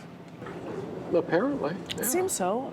Joan and Stephen Crabtree own the Cosmic Crab, a funky resort and waterfront bar where Brian would sing for his supper. He played here at the Cosmic Crab a couple of nights a week, and they were frequent visitors here. They were very nice people. Penny Tom, owner of another waterfront bar, also let Brian play for food and free booze. Lots of booze. They used to drink a lot, so they were always happy. What's a lot? A lot. And Jim Mertens says Brian's drinking may have gotten in the way of his singing. He played the guitar good, but when he started to sing, that's when it went away. What was it like? Like a hound dog on a porch. She looked very happy in the pictures, and she was really enjoying herself there, and I knew it would be a place that she would like. For Yvonne's father, Jim Faust, the constant stream of joyful phone calls and emails describing the couple's Panama adventures was reassuring. Yvonne's emails were stories of exactly what her life was like down there, and I could picture it, and I could close my eyes, and it was like I was there. I couldn't imagine the whole thing. Emails like this one. She says, "Hi, sis. Brian, already working at local restaurants and bars. We love it. We wake up and go running, then swim in the ocean every morning." And so Yvonne's family thought all was well in paradise and that Brian might be the one for Yvonne. I believed that they were going to get married. That's what I thought was going to happen when they got down there. But then, right around Thanksgiving 2011, 3 months after they arrived in Panama, the happy emails and calls from Yvonne started to drop off. For Michelle, a sisterly instinct started to kick in. That's what set me off, was the fact that they were becoming less frequent, the emails from her, and then they stopped completely. 2 weeks passed. Then, on December 14th, Michelle finally got a text. But it wasn't from Yvonne. There was a number I didn't recognize, and a text message on there said, "This is Brian, may I make arrangements to pick up my truck?" Michelle was shocked. Brian was back in the U.S.? I sat up, called that number. The only thing out of my mouth was, "Where's my sister?" He says, "Didn't you get my email?" I said, "I haven't received any emails from anybody. It's been a few weeks." I said, "I'll call you back." So I went to my computer. Michelle discovered an email she had overlooked. It was from Brian, who had never written before. The one from him stated, "I'm sure you've heard by now that Vonnie and I are no longer together." I called him right back. So I asked him point blank, "What happened?" And he said they had got in a fight because she had found out that he had a child from somebody else. That somebody else, Kristen Werkhoven. The two had a baby girl in 2010. Since Yvonne was unable to have a child because of a medical condition, the discovery must have been earth-shattering. Brian then said Yvonne just up and left. I said, did she leave a note? No. Has she tried to call you since? No. Do you know where she's at? No. And I said, I haven't heard from her, Brian. And he said, well, I'm sure she's fine. But Michelle had her doubts about that story.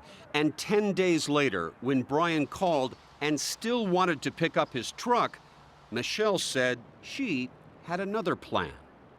I said, when you come to pick up the truck, I'll be here, that's no problem. And I think it's a good idea that you go with me to the police department, since you're the last one to see her and we can fill out a missing persons report. Because now we're already in mid-December and I haven't heard anything from her, and that's not right. Something's wrong.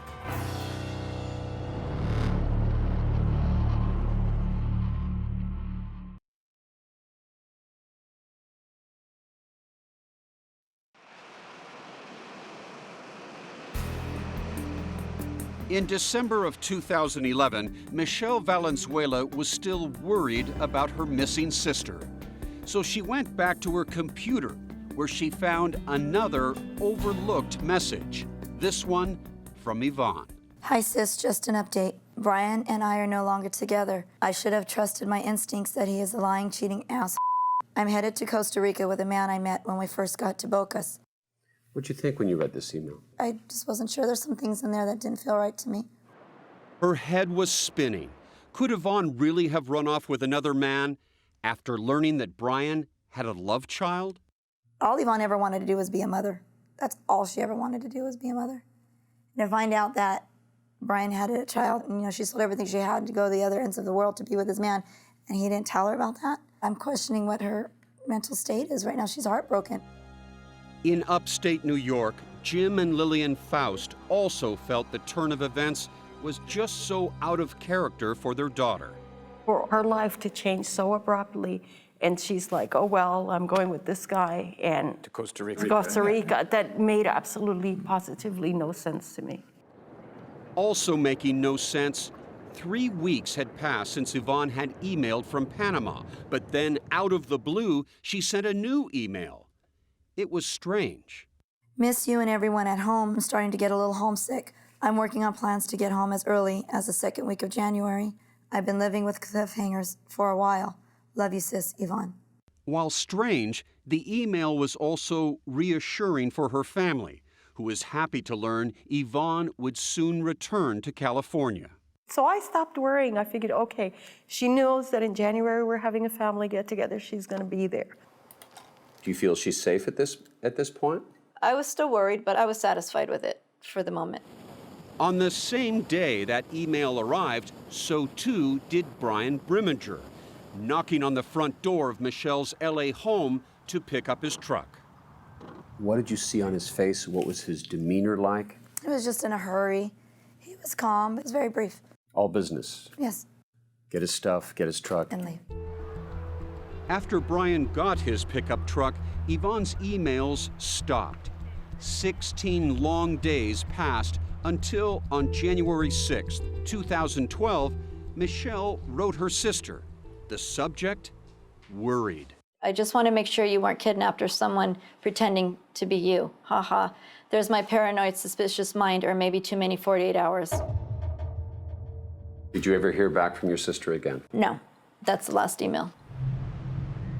Michelle was still hopeful that she would appear at that family reunion, but Yvonne never showed up.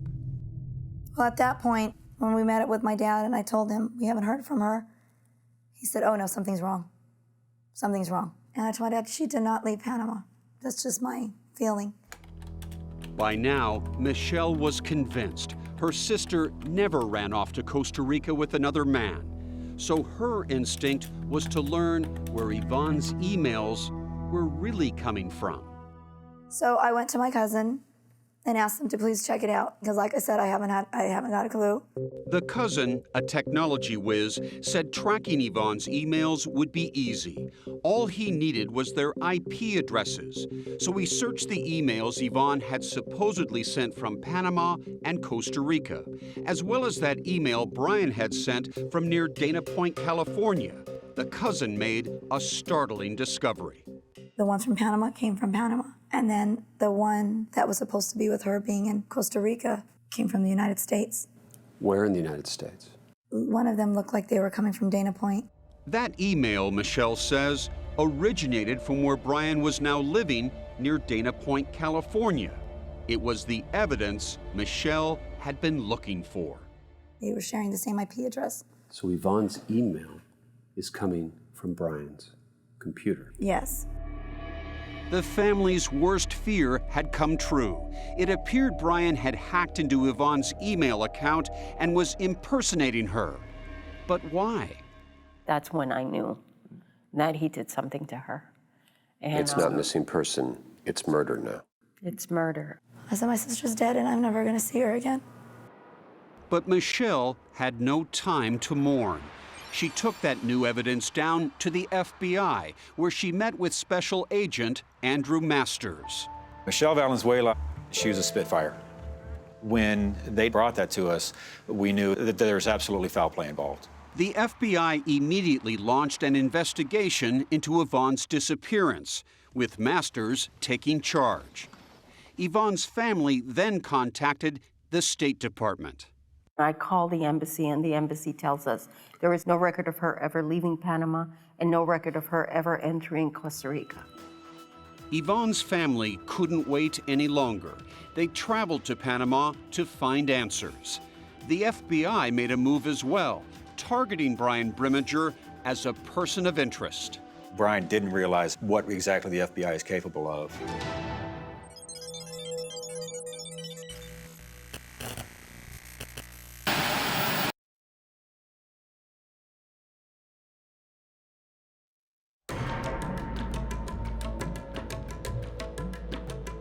With the FBI investigation underway in the States,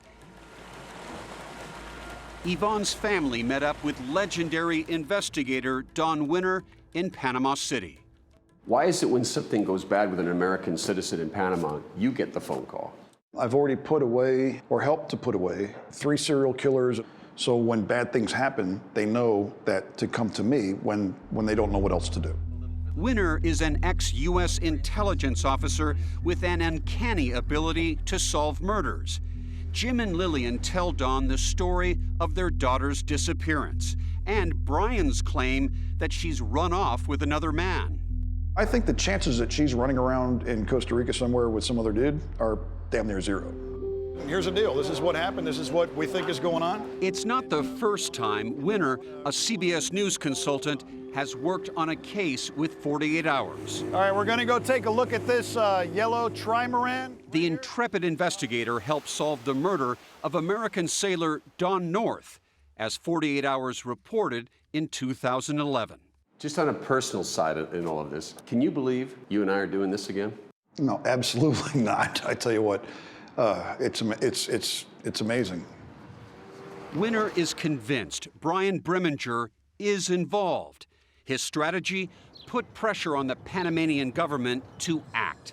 Because when Don Winner speaks, the people listen, yeah.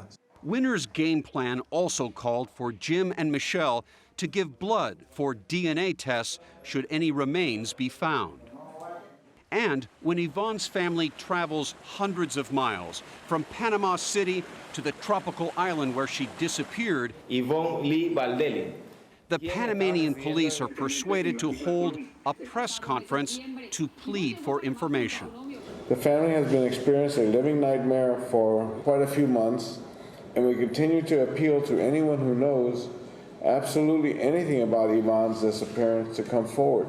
Panamanian police announce for the first time that Yvonne is the victim of foul play and name Brian Brimminger as the suspect. Todos adoramos a Yvonne. This news conference reverberated around the world. Police say within weeks of her disappearance, Brimminger returned to the U.S., got engaged, and married another woman.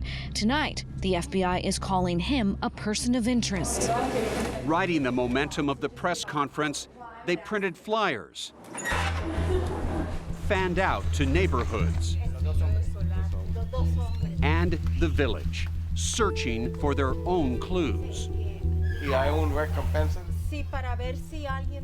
It's a bittersweet search for Yvonne's niece, Lauren Beyer, in a place that is no longer a paradise. There's nothing here for us until we find her. That's why we're here. But the family's quest is starting to get results. Witnesses who knew the couple come out of the woodwork, describing Brian's verbal and physical abuse. To me, he was a scary person. He was not the kind of person I wanted to be around. Local bar owner Jeff Salzman saw it firsthand on Yvonne's face. As I recall, it was black eyes and blackness around the face and bruises. Was she self-conscious about it? She was trying to hide it and not speak of it. It was very painful to learn that he had hit her, that she had bruises, that she had black eyes. Those things were very difficult to learn. The realization that Yvonne may have been murdered is setting in. Where could Yvonne's body have been dumped? Well, just feet in front of that house, you've got thousands of square miles of water. While if you just go not 20 yards from the shoreline, this impenetrable swamp. Try to find something in there.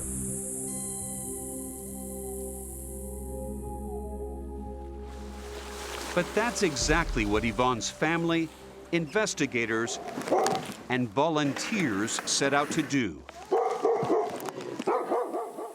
Entering what could be Yvonne's swampy graveyard.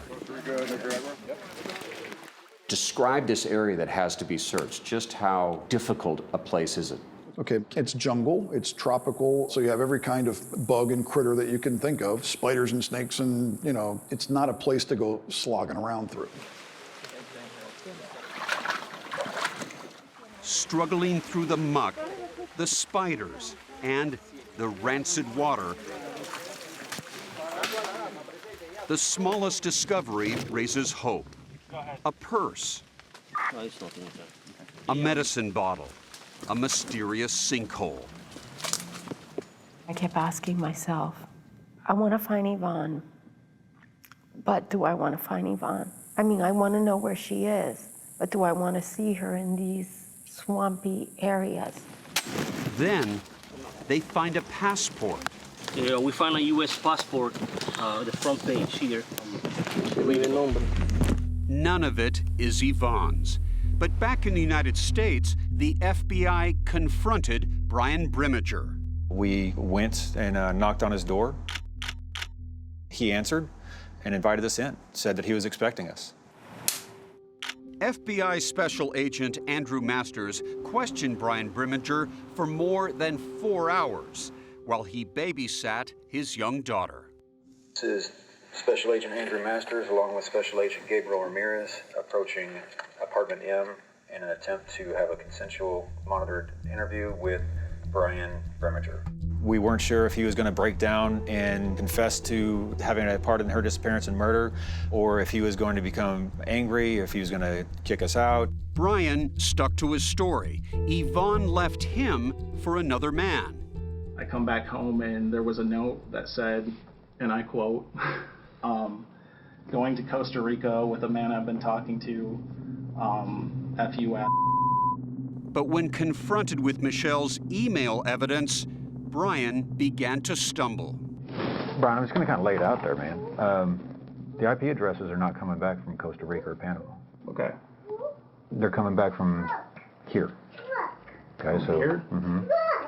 Okay, so if she's not hanging out around here, then somebody sent those emails, right? How did those emails get sent?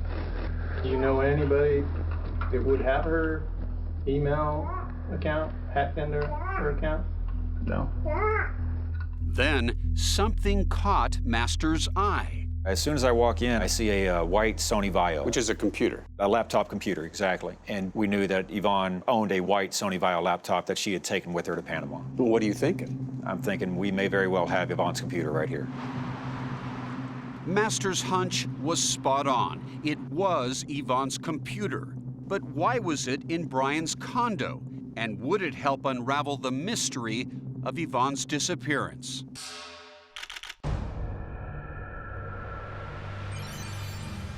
Take the journey with Yvonne's family as they search the jungles of Panama, now at 48hours.com.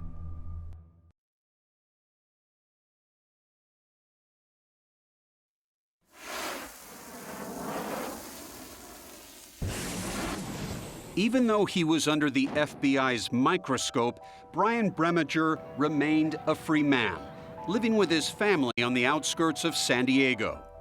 Kristen worked for a defense contractor, while Brian, unemployed, spent much of his time golfing. Recognize that man? Yes, I do.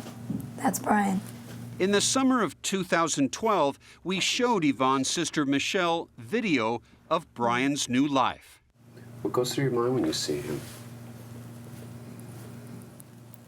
Well, honestly, it's not surprising now that I know what he's capable of. He thinks he got away with murder. So what you have here is a person who killed my sister and can walk away scot-free. You ready? Brian's coming out with his golf club. Let's go, guys. Okay, you roll.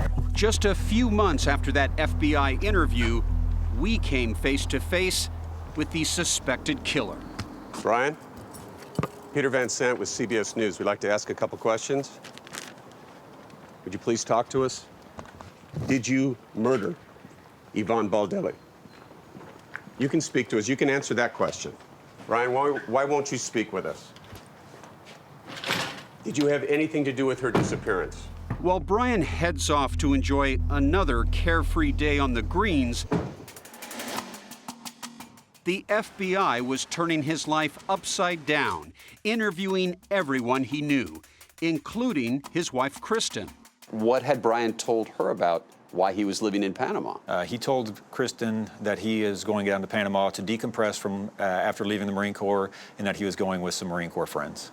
Did Kristen urge Brian to leave Yvonne? No, Kristen didn't even know Yvonne existed. So he lied to Kristen? Absolutely. Apparently, all those lies didn't matter to Kristen. According to her, Brian is the greatest thing to ever happen to anybody. But that's something she didn't want to share with us when 48 Hours knocked on her door.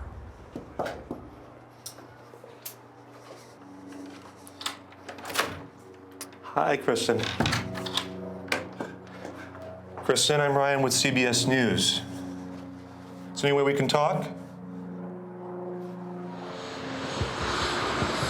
Meanwhile, as Special Agent Masters took several investigative trips to Panama, a different portrait of Brian Breminger emerged. We talked to many people that would socialize with him at bars, and we learned about all the domestic violence that he brought upon her, the choking, the dragging, the berating.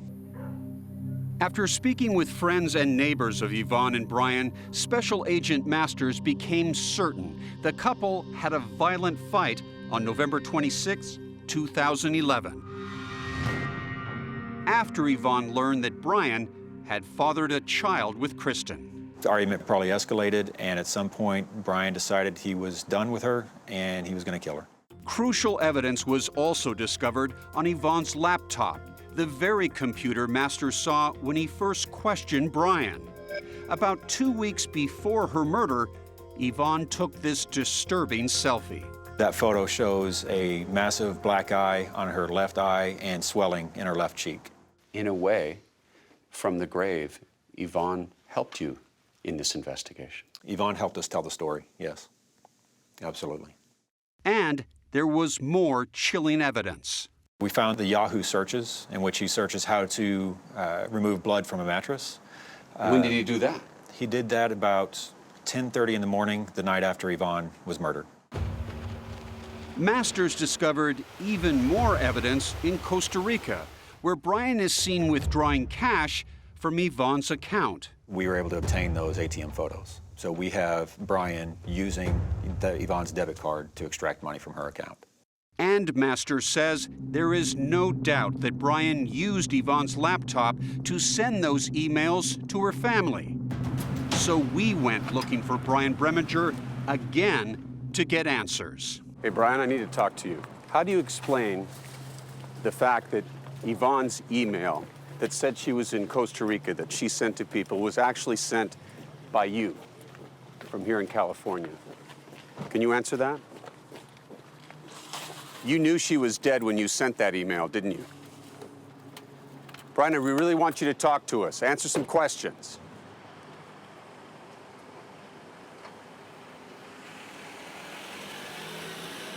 He's never said a word. Never said a word to us. He will not answer any questions. And what about Yvonne's dog, Georgia May, which had not been seen since she disappeared? Don Winner has a theory. He knew that she loved that dog, and that if the dog was running around, he knew that anything she said about her taking off with some guy to Costa Rica, everybody would immediately know it was crap. So he had to get rid of the dog too. In his investigation, Don Winner unwittingly found a key piece of evidence on Brian's Facebook page, where he had sold this machete. After Yvonne disappeared, Breminger made a comment about that knife. He's like, yeah, that used to be mine. I brought it down with me when I came down from the States. And the chilling part is he made a comment that said, I've only used it to chop up one stripper. That's just chilling. Special Agent Andrew Masters needs to get his hands on the machete to see if it was used in Yvonne's murder. Incredibly, he was able to track down the person who bought it from Brian in Panama. This is the machete that Brian bought in the United States and took down with him to Panama. Can you pick it up for me? Sure. It's very heavy, it's weighted, and it would inflict a lot of damage. Investigators had the machete, they had the email, and they had caught Brian in multiple lies. Soon, someone would stumble upon the most important evidence of all. Don Winner shares some of the details of his investigation, now at 48hours.com.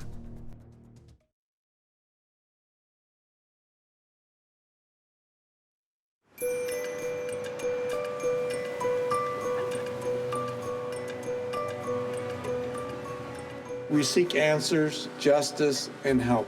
Summer 2013. Nearly 2 years have passed since Yvonne Baldelli's disappearance. You feel like you're reading a book, a terrible mystery or murder mystery, and there's no end to it. On June 26, 2013, the final chapter of this mystery began to unfold. A former Marine who family members say murdered his girlfriend before... FBI Special Agent Andrew Masters slapped the cuffs on Brian Breminger. What did you say to him? You're under arrest.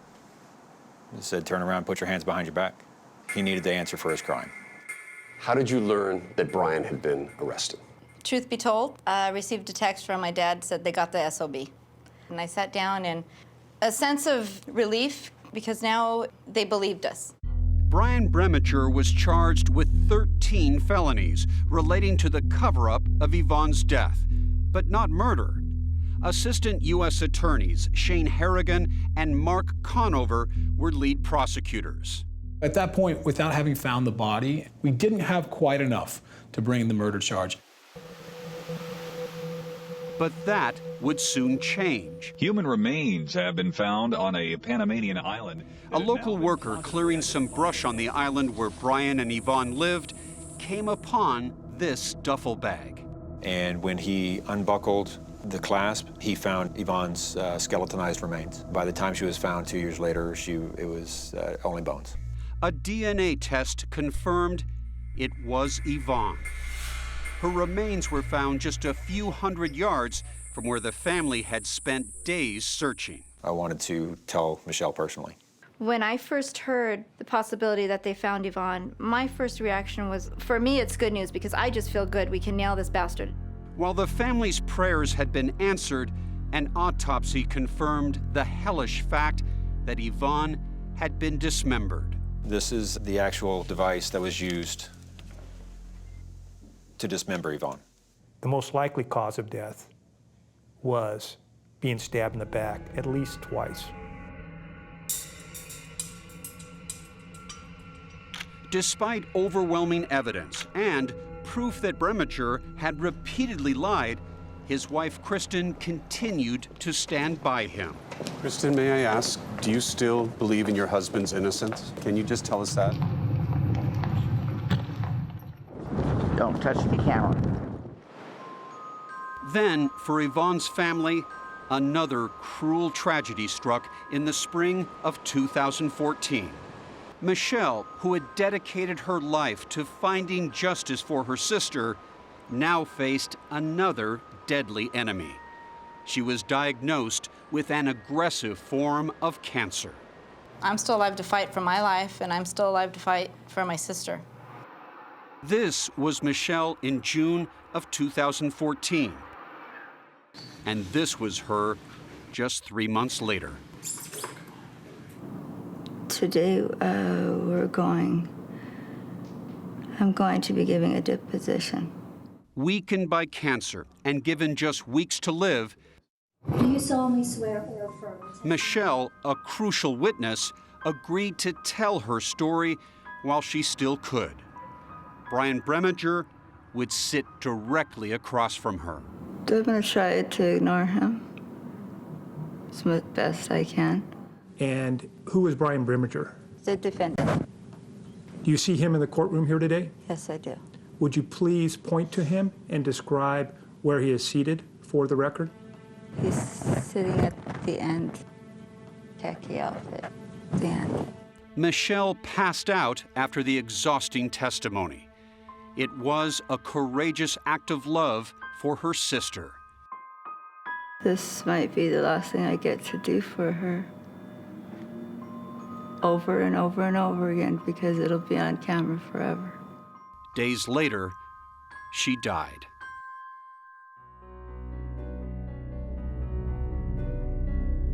It took years of diplomatic and legal wrangling, but in early 2015, the government of Panama finally agreed to let Brian be tried for murder on American soil.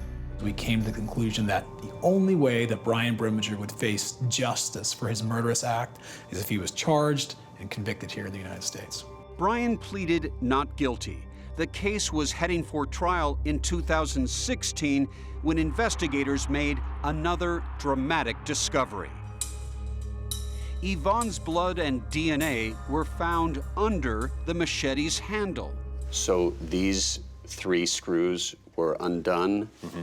The handle opens up, and inside they find blood. Right, they removed these 3 and just pulled it out here and conducted the testing on the blade and the inferior portion of the handle and found blood. Whose blood? Yvonne's. Yvonne Baldelli's. Yvonne Baldelli. This now is a slam dunk. You know that this is the tool used to dismember her. It was that made Brian finally realize he was not going to get out of he was not going to lie his way out. It's over. It's done. He had cleaned the blade, but he hadn't cleaned underneath the handle. And it was that additional evidence that I believe eventually led Mr. Breminger to plead guilty. Within a week, Breminger pleaded guilty to second-degree murder, while the other charges were dropped. And later at his sentencing, finally admitted, after nearly 5 years of lies, to killing Yvonne Baldelli. And I think if you look up on the dictionary, evil, and you see Brian's picture in there, he's the ultimate incarnate of evil in my mind. In open court, Breminger apologized to Yvonne's family, but his words rang hollow. Brian Breminger is a con artist. He had our daughter conned. He had his new wife conned. He had her family conned. He was able to live a double life, sometimes a triple life, and people buy what he says. But his actions show that he's not the person he says that he is. Brian was sentenced to 26 years in federal prison.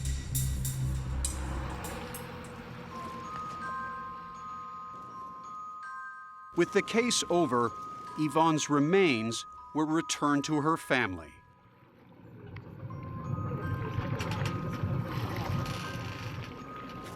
And laid to rest at sea.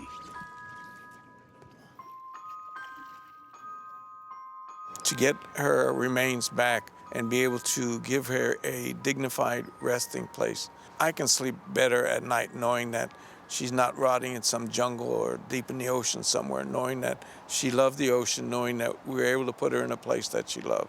We brought her home, and I know that that was thanks to a lot of work of a lot of unsung heroes. I know.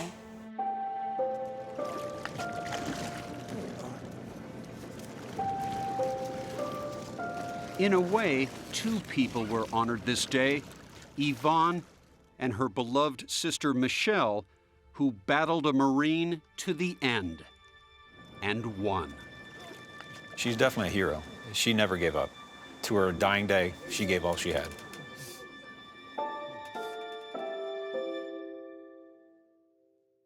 Kristen and Brian Brimmager are still married. She continues to support and visit him in federal prison. Brimmager's prison term ends in February 2037.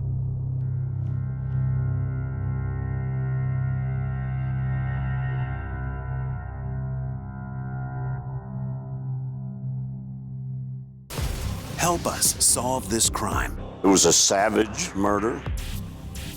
A stunning model. She was quite the trophy. Married to a multi-millionaire. This is where the assailant got her from behind, knocked her to the ground. They slit her throat. 8 years, no arrest. And there are no fingerprints. No, nothing at all. There are clues, the sketch. Who is this? Is this the guy that murdered my sister? The letter. And now that was a shock. Cut out in little bitty, individual, different letters. I mean, why are you talking to me? I want to find out who murdered my sister. CBSN, CBS News, always on.